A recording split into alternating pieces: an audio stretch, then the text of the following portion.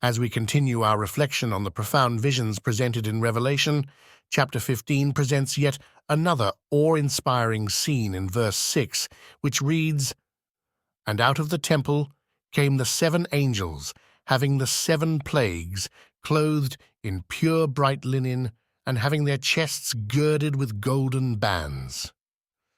This imagery is both vivid and symbolic, filled with meaning that is deeply rooted in the Scriptures.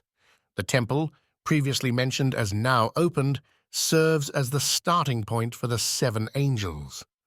This detail is crucial as it underscores that the actions of these angels are directed by God Himself. They emerge from His holy presence, underscoring the divine authority behind their mission.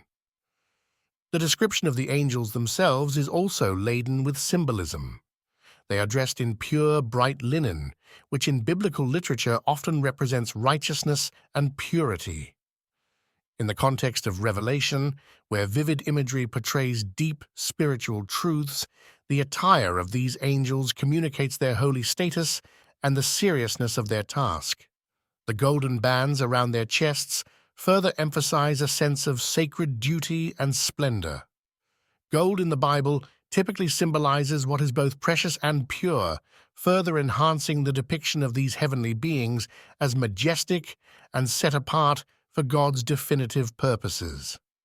These angels hold a formidable responsibility. They are tasked with delivering the 7 last plagues.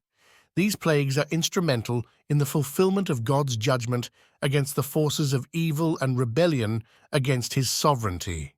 The number 7, often symbolic of completeness and perfection in the biblical text, suggests that these plagues represent a complete and final manifestation of God's judgment, designed to bring about the conclusion of human history as we know it and the ushering in of God's unchallenged reign. This scene is imbued with theological significance. It speaks to the righteousness of God's judgment.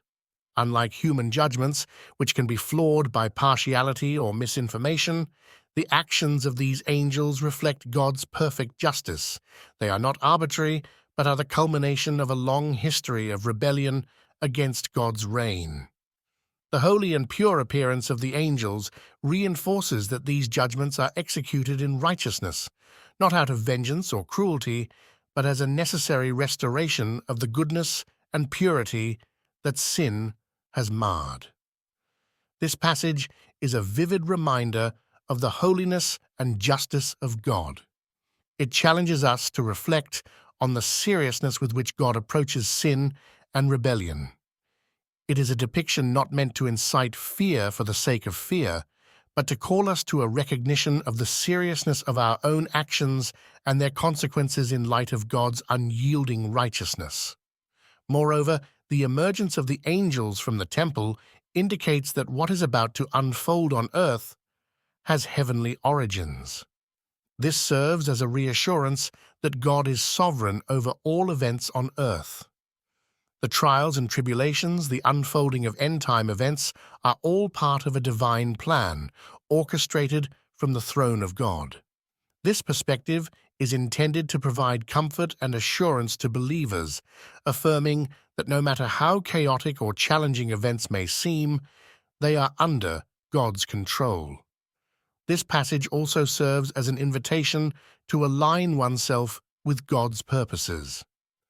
Understanding that these events are rooted in God's plan for the final defeat of evil and the restoration of all things should inspire a life lived in harmony with God's will. It encourages an attitude of humility and reverence, a life that seeks purity and righteousness, mirroring the holy nature of the angels who serve Him.